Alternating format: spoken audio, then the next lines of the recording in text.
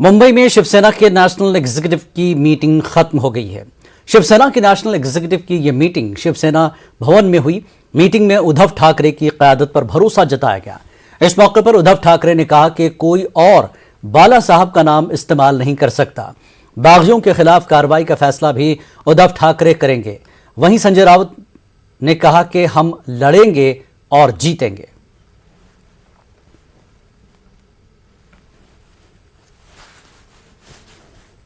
उद्धव ठाकरे जी के लीडरशिप के ऊपर उद्धव ठाकरे जी ने मुख्यमंत्री और शिवसेना के साथ जो काम किया है उसका गौरव भी किया है। शिवसेना के लीडरशिप के नेतृत्व में सभी चुनाव हम लड़ेंगे और जीतेंगे, चाहे नगरपालिका हो, महानगरपालिका हो, लोकल बॉडीज हो। लेकिन दो पॉलिटिकल रेजोल्यूशन हमने जो पास किए हैं, भाई उस बारे में आपको बताता हूँ। जो रेजोल्यूशन नंबर 5 है उसमें हमने कहा है कि जो शिवसेना है वो हिंदुहृदय सम्राट शिवसेना प्रमुख बाला साहब ठाकरे जी की है और रहेगी। ये शिवसेना बाला साहब ठाकरे की जो हिंदुत्व की विचारधारा है उस रास्ते से चलेगी। वो रास्ता हम कभी छोड़ेंगे नहीं। शिवसेना यूनाइटेड महाराष्ट्र, अखंड महाराष्ट्र और महाराष्ट्र की अस्मिता से कभी कॉम्प्रोमाइज नहीं करेंगी। रेजोल्यूशन में ये भी कहा है कि जिस लोगों ने, चाहे वो कितनी भी बड़ा हो, नेता हो, मंत्री हो, जिसने शिवसेना के साथ गद्दारी या बेईमानी की है, उनके ऊपर कठोर कार्रवाई करने के सर्वाधिकार हमने एक रेजोल्यूशन के नाते उद्धव ठाकरे साहब को दिए है और जल्द ही उसके ऊपर अमल हो, ये इस रेजोल्यूशन में कहा है। दूसरा रेजोल्यूशन नंबर 6, इसमें हमने कहा है बाला साहब ठाकरे का नाम अगर कोई अपने राजनीतिक स्वार्थ के लिए यूज करता है तो हमें मंजूर नहीं, उसका ऊपर लीगल एक्शन लिया जाए। और आइए इस पूरी जानकारी के लिए इस वक्त हमारे साथ सर्वेश तिवारी मुंबई से हमारे नुमाइंदे जुड़ चुके हैं। सर्वेश, कल से और आज में काफी बॉडी लैंग्वेज बदली है शिवसेना की। 24 घंटे का वक्त देने के बाद आज सीधे कार्रवाई की बात कर रही है शिवसेना। ऐसा क्या जादुई छड़ी हाथ लगी है शिवसेना के? सर्वेश, देखिए जिलानी जी, आज दो बड़े डेवलपमेंट हुए हैं जी। जो दोनों डेवलपमेंट जो है एकनाथ शिंदे के अगेंस्ट हैं पूरी तरह से। पहला डेवलपमेंट ये है कि शिवसेना के जो नेशनल कार्यकारिणी की बैठक थी वो संपन्न हुई है, जिसमें खुद उद्धव ठाकरे सभी नेताओं के उपनेता, नेता, पक्ष प्रमुख जो भी थे, उनके जिला प्रमुख उनके सामने खुद बैठे थे। और इसमें 5 अलग अलग रेजोल्यूशन पारित किए गए हैं। इनमें सबसे जो इम्पोर्टेंट है कि कोई भी नेता जो बागी बना है वो बाला साहब ठाकरे या शिवसेना का नाम इस्तेमाल नहीं कर सकता। दूसरा है कि जो भी बेईमानी कर रहा है, जो भी गद्दारी कर रहा है, उसको सजा देने का हक, उसके खिलाफ कार्रवाई करने का जो भी अधिकार होगा वो मुखिया के तौर पर पार्टी प्रमुख को ही होगा। और पार्टी प्रमुख के तौर पर उद्धव ठाकरे को संबोधित किया गया है। जो वो निर्णय लेंगे, आखिरी निर्णय लेंगे। तो कुल मिलाजुलाकर एक लीगली जो तगड़ी जो पॉलिसी होती है उस तरफ शिवसेना ने रुख किया है। हालांकि अपने इस कार्यकारिणी की बैठक में एकनाथ शिंदे और रामदास कदम को निकालने की सभी अनुमान लगा रहे थे, लेकिन उनको अभी तक पार्टी से निकाला नहीं गया है, उनको बरकरार नेता रखा गया है। इसमें ज़रूर कोई ना कोई शिवसेना की एक बड़ी स्ट्रेटजी है, कोई लीगल टर्म भी शामिल है।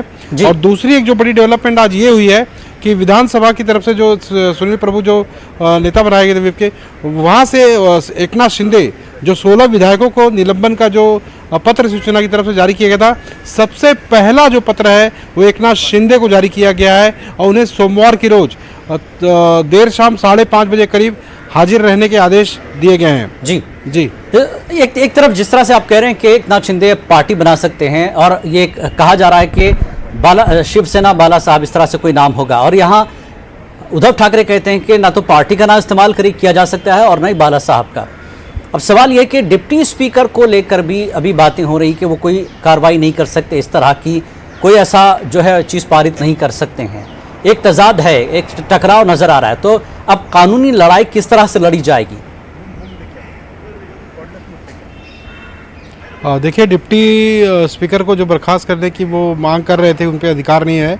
उसमें भी एक लीगल टर्म है, तकरीबन 68 विधायकों का एक साथ समर्थन आना चाहिए और इनके पास उतने विधायक नहीं है एकनाथ शिंदे के पास, तो यहीं पर वो फेल हो जाते हैं। जो सेक्शन है संविधान की जो यहाँ पे लागू होती है, आई थिंक जहाँ तक मेरा अनुमान है, अंदाजा जानकारी है, 179 एक्ट है, उसके मुताबिक जब तक 68 विधायकों का समर्थन एकनाथ शिंदे के पास नहीं होगा, फ्लोर पे नहीं आते, तब तक डिप्टी जो अधिकारी हैं विधान भवन के, उन पर किसी प्रकार का कार्रवाई या बर्खास्तगी का वो मांग नहीं कर सकते हैं, और ये लिखा गया है बाकायदा। तो एकनाथ शिंदे की ये पहल भी पूरी तरह से फेल हो गई है। अब जो 3 चीज़ें बची हैं जिलानी जी, वो भी लीगल टर्म में जाती है।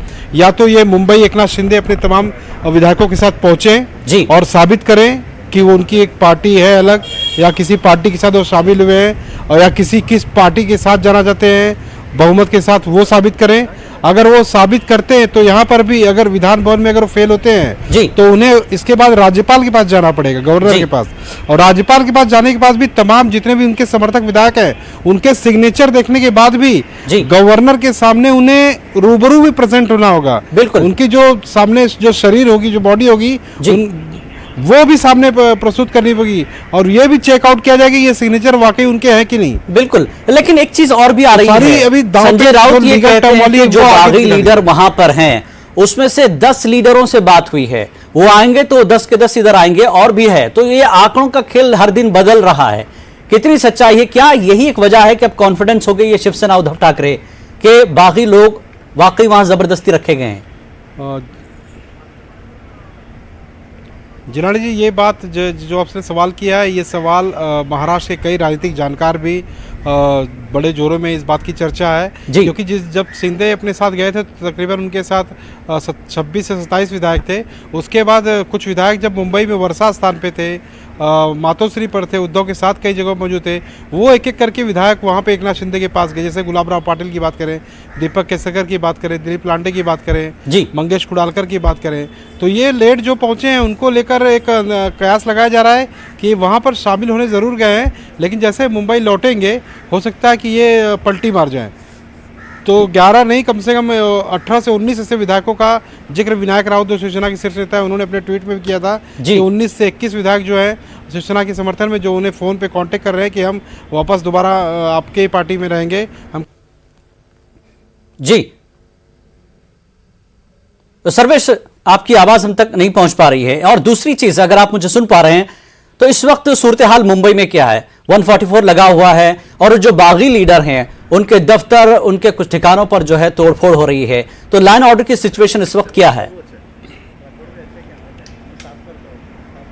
देखिए जिलानी जी, मैंने 3 दिन पहले ही कहा था कि मुंबई में और महाराष्ट्र में शिवसेना का जो तेवर है वो अभी तक मौन है, और जिस दिन ये तेवर धीरे धीरे शुरू होगा वो अपने आप में निखार लाता जाएगा।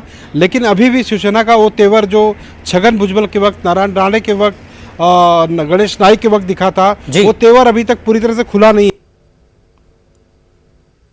यानी यहां से अब शिवसेना एक तरह से अपना असली रंग दिखाएगी। अब सीधे, जैसा कि उन्होंने कहा था कि हम लड़ेंगे भी और जीतेंगे भी, अब लड़ाई सड़कों पर आ गई है, और आम आदमी जो वोटर है शिवसेना का, वो अब सड़कों पर आ रहा है। क्या ये माना जाए?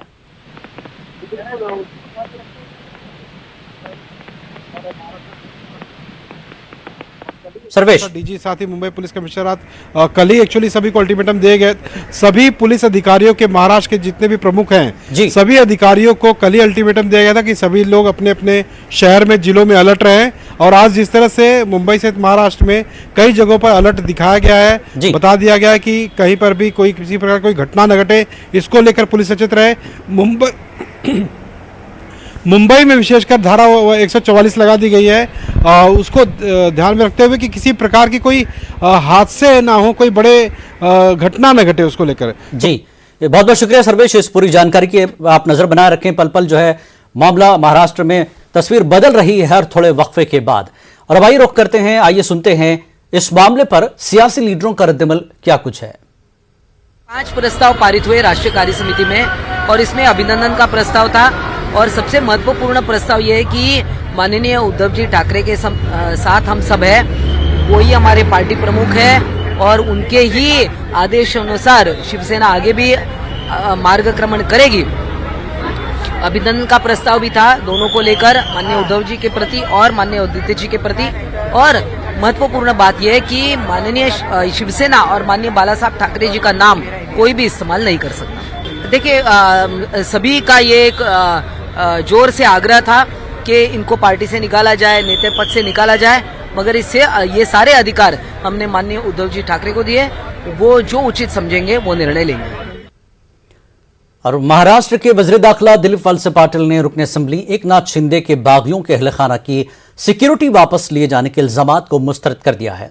उन्होंने एकनाथ शिंदे के इल्जामात को नुकसान पहुंचाने वाला और बेबुनियाद करार दिया। दिलीप वलसे पाटिल का कहना है कि ऐसा हुक्म जारी नहीं किया गया है।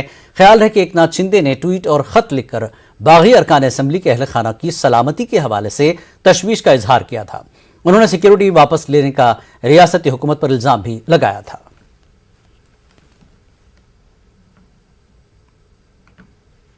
ऐसे है कि कोई भी एमएलए या विधायक जो है इनकी किसी की भी सुरक्षा निकाली नहीं गई है। ऐसे कोई आदेश होम डिपार्टमेंट ने दिए नहीं है, ताकि होम डिपार्टमेंट ने ये निर्णय लिया है कि ये सारी परिस्थिति ध्यान में रखते हुए जो एमएलएज हैं उनके फैमिली को सुरक्षित रखने के लिए उनके घर को भी सिक्योरिटी दी जाए।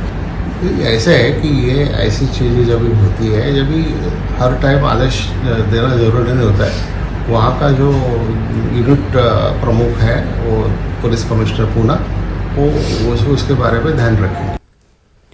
महाराष्ट्र की सियासत हर रोज नया मोड़ लेती नजर आ रही है। 2 दिन पहले शिवसेना के बागी एमएलए प्रताप सरनायक का गढ़ समझे जाने वाले काशी मीरा के हार्ड कैश कॉम्प्लेक्स में प्रताप सरनायक और एकनाथ शिंदे के हामियों ने एकनाथ शिंदे की हिमायत में बैनर लगा दिए थे।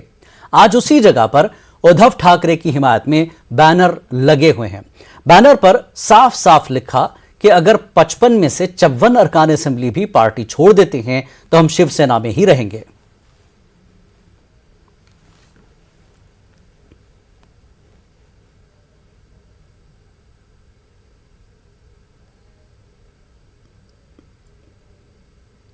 शिवसेना के बागी लीडर एकनाथ शिंदे के गढ़ थाने में हालात को पुरअमन बनाए रखने के लिए थाने कलेक्टर के जरिए 30 जून तक इम्तनाई अहकामात नाफिज कर दिए गए।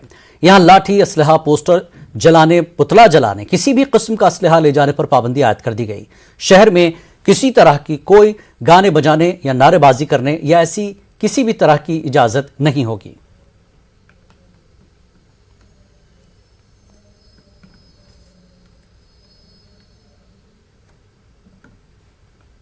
अमरावती से आजाद रुकने पार्लियामेंट नवनीत राणा ने उद्धव ठाकरे पर हमला करते हुए वीडियो शेयर करते हुए रियासत में सदरराज नाफिज करने का मुतालबा किया। नवनीत राणा के मुताबिक ये गुंडागर्दी बंद होनी चाहिए। महाराष्ट्र में उद्धव ठाकरे ने गुंडागर्दी, ताकत का गलत इस्तेमाल, रियासत में आइन को खत्म करने के कवानीन लाए हैं। उन्होंने मरकजी वज़ीर दाखिला अमित शाह से दरख्वास्त की कि बागी अरकान असेंबली के अहल खाना को तहफ़्फ़ुज़ फराहम किया जाए और साथ ही महाराष्ट्र में सदरराज नाफिज किया जाए। अमित शाह जी से विनती करूंगी, जितने भी विधायक जो बाला साहब के विचारधाराओं पे लेकर, हिंदुत्ववादी विचारधाराओं को लेकर उद्धव ठाकरे को छोड़कर अपनी विचारधाराओं से, बाला साहब ठाकरे के विचारधाराओं से जुड़कर वो अलग अपने निर्णय ले रहे हैं, उनके परिवार को सिक्योर करना यह हम सबकी जवाबदारी है। और मैं अमित शाह जी से विनती करूंगी कि उनके परिवार को सिक्योरिटी दी जाए, उनको सिक्योर किया जाए और हमारे महाराष्ट्र से उद्धव ठाकरे की गुंडेशाही ये बंद की जाए, क्योंकि बार बार ये 2.5 वर्षों में हमारे महाराष्ट्र में उद्धव ठाकरे की गुंडागर्दी और पावर का दुरुपयोग और संविधान को खत्म करने वाला नियम इन्होंने महाराष्ट्र में लाया है। ये 2.5 सालों में मैं आपसे विनती करूंगी जल्द से जल्द ये परिवारों को सिक्योर किया जाए और राष्ट्रपति शासन ये महाराष्ट्र में लगाया जाए, इतनी मैं आपसे जरूर विनंती करूंगी।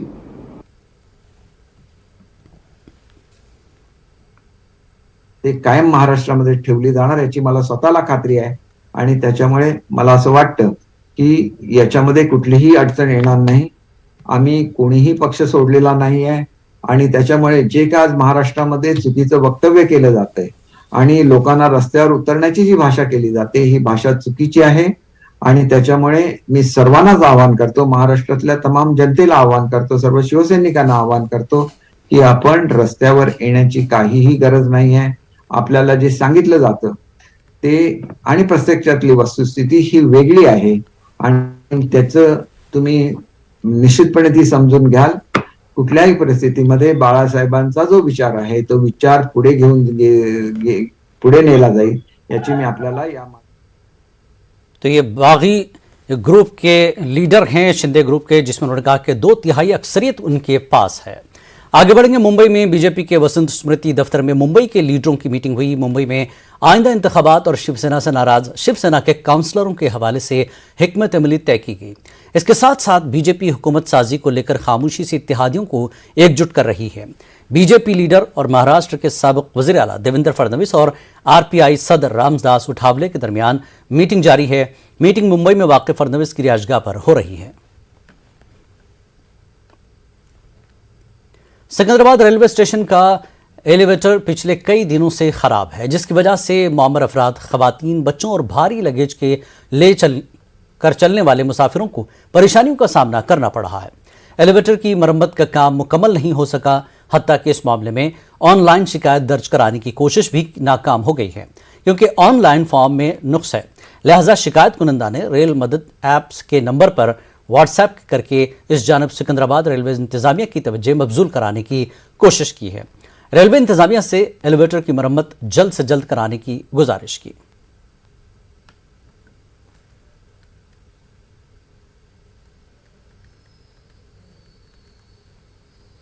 पीडीपी सदर महबूबा मुफ्ती ने बिजली की फराहमी से मुताल्लिक एलजी जम्मू कश्मीर मनोज सिन्हा के बयान पर तनकीद की है। महबूबा मुफ्ती ने कहा कि कश्मीर में बिजली पैदा की जाती है और दूसरी रियासतों में मुफ्त सप्लाई की जाती है। पीडीपी सदर ने कहा कि जम्मू कश्मीर के लोगों को बेख्तियार बनाने की कोशिश की जा रही है। वाइस राय साहब है, उन्होंने ये कहा कि गवर्नर साहब उन्होंने ये कहा कि जो हम मुफ्त में बिजली नहीं देंगे। अरे यहाँ तो 2 बल्ब होते हैं घरों में, वो 800 रुपए देते हैं। हमारी रियासत की बिजली तो आप पूरे मुल्क में खर्च करते हो। आपने पंजाब में बिजली फ्री कर दी, आपने दिल्ली में बिजली फ्री कर दी, आप और जगह बिजली फ्री करते हैं। 80% लोगों को आप फ्री राशन देते हैं। हम तो कुछ भी फ्री नहीं मांगते हैं, मगर हमें हमारा ही पावर वापस दे दो।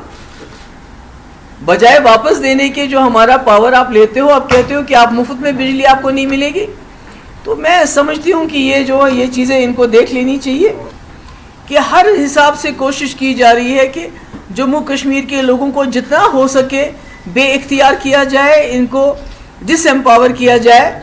और ऐसे में अब जो सबसे लेटेस्ट जो चीज़ हुई है वो है हमारी एजुकेशन पे इन्होंने अब पूरा हमला कर दिया है। और तरीका किया है, पहले आपको पता है FAT के 300 स्कूल जो कि आपको जानते हैं कि उनको इल्ज़ाम दिया जाता है जमात इस्लामी एफिलिएटेड। जमात इस्लामी कोई क्रिमिनल जमात है क्या? वो कोई वहाँ बंदूक की ट्रेनिंग देती है क्या? कोई त्रिशूल की ट्रेनिंग देती है क्या? कोई तलवार उठाने के लिए बच्चों को कहती है, जो कि कई शाखाओं में होता है, त्रिशूल तलवार उनको सिखाते हैं।